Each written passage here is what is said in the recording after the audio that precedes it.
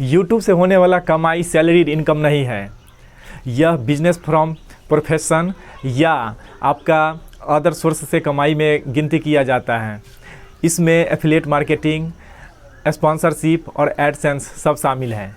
Income tax rule 2026 के अनुसार अगर यूट्यूबर्स की कमाई टैक्सेबल इनकम से कम है तो आपको 60,000 तक का रिबेट मिलता है, जो सेक्शन 87A के तहत मिलता है और आपका टैक्स जीरो हो जाता है।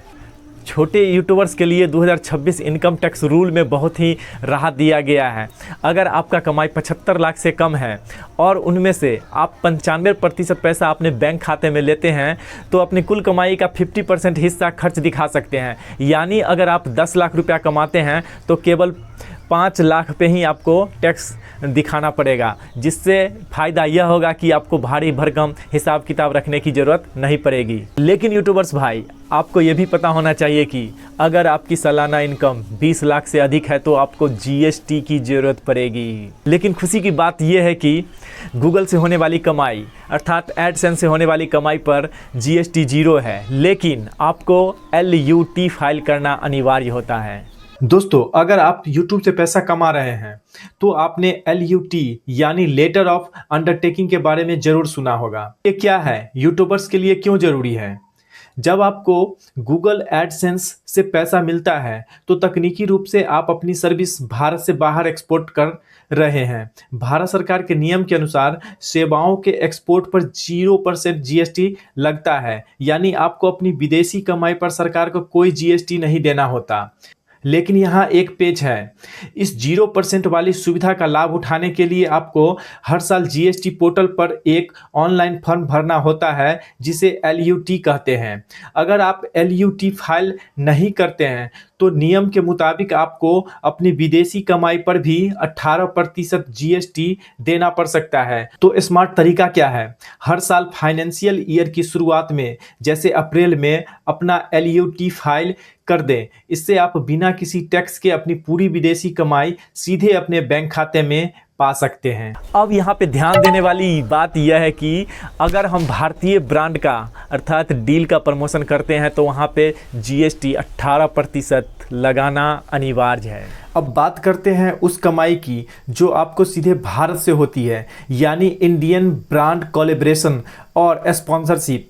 यहाँ नियम एडसेंस से थोड़ा अलग है। देखिए, अगर आपके पास GST नंबर है और आप किसी भारतीय कंपनी या ब्रांड के साथ काम करते हैं तो आपको अपनी सर्विस पर 18% GST चार्ज करना होगा। उदाहरण के लिए मान लीजिए आपने किसी ब्रांड के साथ 50,000 की डील फाइनल की तो आप उन्हें जो बिल या इनवॉइस देंगे उसमें 50,000 के ऊपर 18% यानी 9,000 GST अलग से जोड़ेंगे। ब्रांड आपको कुल 59,000 पे करेगा। यहाँ ध्यान रखने वाली बात यह है कि ये 9,000 आपकी कमाई नहीं है, ये पैसा आपको भारत सरकार के पास जमा करना होगा। लेकिन अच्छी बात यह है कि ब्रांड को इस GST का इनपुट टैक्स क्रेडिट ITC मिल जाता है, इसलिए उन्हें एक्स्ट्रा पैसा देने में कोई परेशानी नहीं होती। हमेशा याद रखें, जब भी किसी इंडियन ब्रांड से बात करें तो अपनी फीस के साथ प्लस GST शब्द का इस्तेमाल जरूर करें। इससे आप प्रोफेशनल भी लगेंगे और बाद में आपकी जेब से टैक्स का पैसा भी नहीं कटेगा। अब फटाफट जान लेते हैं टैक्स बचाने के तरीके। वो कौन से तरीके हैं जिससे हम टैक्स बचा सकते हैं?